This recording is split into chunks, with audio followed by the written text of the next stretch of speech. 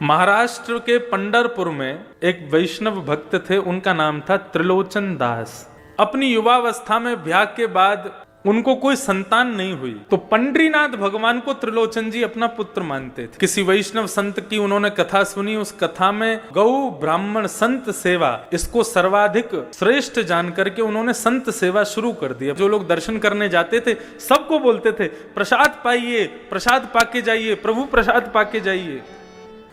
अब वो इतना स्वादिष्ट भोजन बनाते थे कि 100 से 200, 200 से 500, 1000, अब तो प्रत्येक दिन 5-5 हजार लोग भोजन करते थे उनके यहाँ पर। और बनाने वाले कोई नहीं, त्रिलोचन जी और उनकी पत्नी, दो ही लोग। परिवार में और कोई था नहीं, संतान थी नहीं। सेवा करते करते करते करते करते अतिवृद्ध हो गए। अतिवृद्ध होने के बाद में उन्होंने भगवान से केवल एक ही इच्छा रखी, प्रभु आपने हमें संतान तो दी नहीं, हमने आपको ही पुत्र माना है, लेकिन अब आपसे एक प्रार्थना करते हैं कि हम दोनों बड़े वृद्ध हो गए, हमसे भोजन बनता नहीं है, सबको पवाने में बड़ी दिक्कत होती है। एक कोई वैष्णव भक्त हमको कोई एक नौकर मिल जाए जो हमारे यहाँ पूरी सब्जी रोटी साग चावल ये सब बना दिया करे और संतों को परोसवा दिया करे, तो 2 से 3 हो जाएंगे तो सहजता रहेगी। तो एक दिन श्री त्रिलोचन जी बैठे थे, इतने में ही ऊंची धोती पहन करके, सर पर स्वाफा बांध करके, बड़ा सुंदर सुकोमल स्वरूप सांवला सा एक नन्हा सा बालक त्रिलोचन जी के पास में आ गया। त्रिलोचन जी को आगे प्रणाम किया। बोले हाँ बेटा बताओ, कहाँ से हो, कौन हो, क्या है? बोले हम काम ढूंढ रहे हैं। तो काम मिल जाएगा तुमको यहाँ पे, लेकिन कर पाओगे हमारे यहाँ काम? बोले क्या काम करना पड़ेगा? बोले कुछ नहीं, सवेरे शाम रोटी सब्जी बनानी है, संतों को पवाना है। तो नन्हा सा बालक कहता है ये तो मेरा युग युगों का काम है, ना जाने कब से करता आ रहा हूं मैं।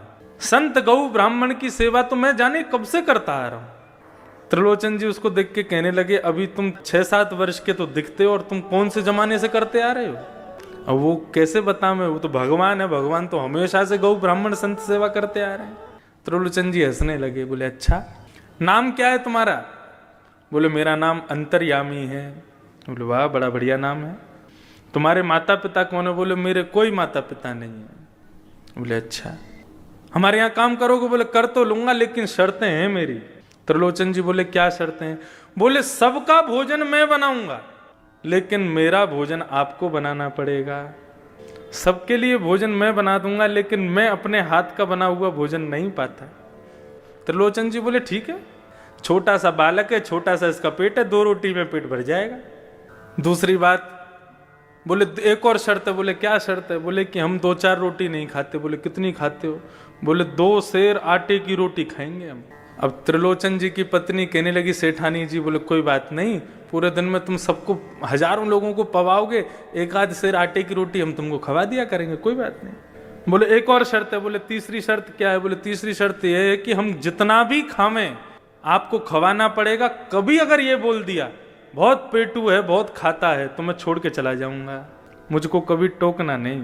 बोले नहीं, हम क्यों टोकेंगे, हम कभी नहीं टोकेंगे। भगवान अंतर्यामी ने सेवा करना शुरू किया।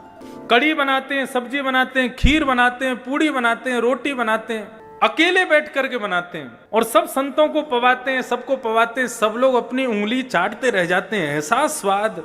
और सबसे बड़ी कमाल की बात तो ये कि कितनी भी पंगत आ जाए कभी भी सब्जी कम नहीं पड़ती। और सबको पवाने के बाद फिर ठाकुर जी स्वयं बैठते हैं, सेठ सेठानी पूरे दिन बना बना के खिलाते हैं, पूरे दिन खाते ही रहते हैं।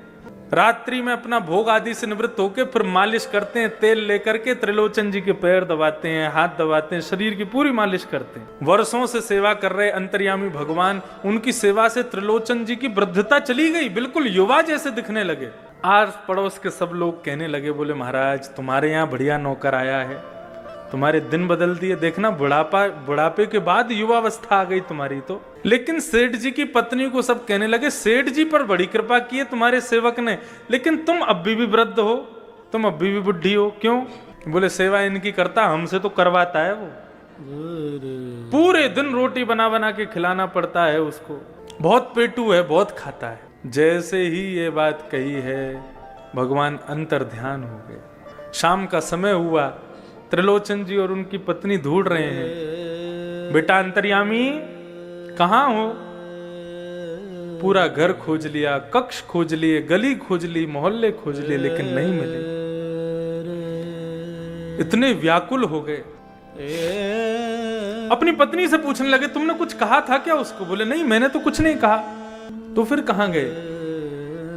कहीं तुमने गलती से पेटू है, बहुत खाता है, ऐसा तो नहीं कहा? बोले कि मुझसे अपराध हो गया, मैंने अपनी सहेलियों से कह दिया था।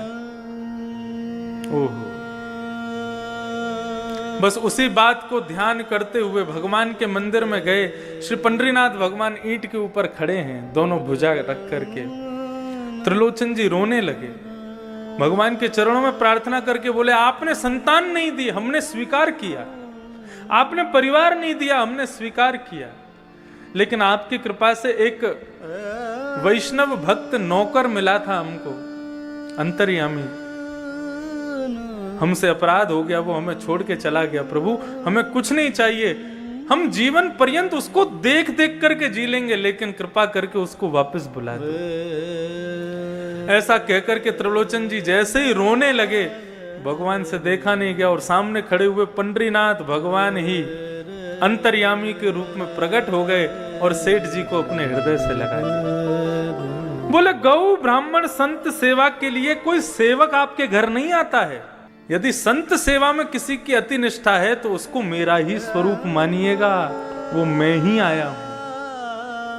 साधारण मानव की संत में कभी इतनी निष्ठा नहीं हो सकती, मेरा ही अंश उसके भीतर जाकर के संत के प्रति निष्ठा को प्रकट करता है, वो मैं ही था।